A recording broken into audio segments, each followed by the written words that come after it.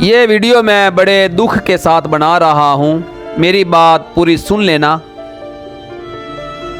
मेरा काम mobile repairing का है और मेरे पास अक्सर लड़के काम सीखने के लिए आते रहते हैं। 3-4 दिन पहले मेरे पास एक आदमी आया, उसके साथ एक बच्चा था जिसकी उम्र तकरीबन 15 साल होगी।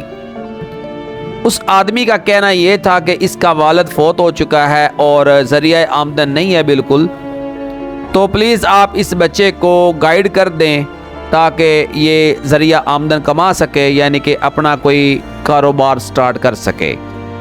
पता चला कि ये जो आदमी है इस बच्चे का चाचा है। मैंने उसके चाचा के साथ फ़ीस की बात की तो उन्होंने काफ़ी मिन्नत समाजत की। बहरहाल फ़ाइनल ये हुई कि जितनी फ़ीस मैं दूसरे लड़कों से लेता था उससे हाफ़ फ़ीस मैंने उसके चचा से ली। उस लड़के के चचा ने यह भी कहा कि सर इसको जल्दी से जल्दी आपने गाइड करना है।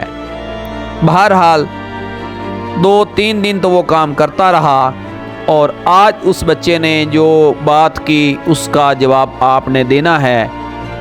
मैं अपने काम में बिज़ी था, मोबाइल पर एडिटिंग कर रहा था और वो लड़का जो नया आया था और मेरा एक पुराना स्टूडेंट वो बैठ के काम कर रहे थे। जिस वीडियो की मैं एडिटिंग कर रहा था वो नून लीग की थी और नून लीग का उस पर मैं नगमा लगा रहा था। जैसे ही उस बच्चे ने वो नगमा सुना तो जो उसके साथ लड़का काम कर रहा था उससे कहने लगा, उस्ताद नून लीग के सपोर्टर हैं?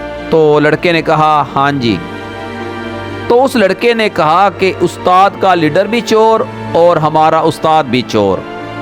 जब उसने ये बात की तो साथ वाला जो लड़का था वो तो खामोश हो गया।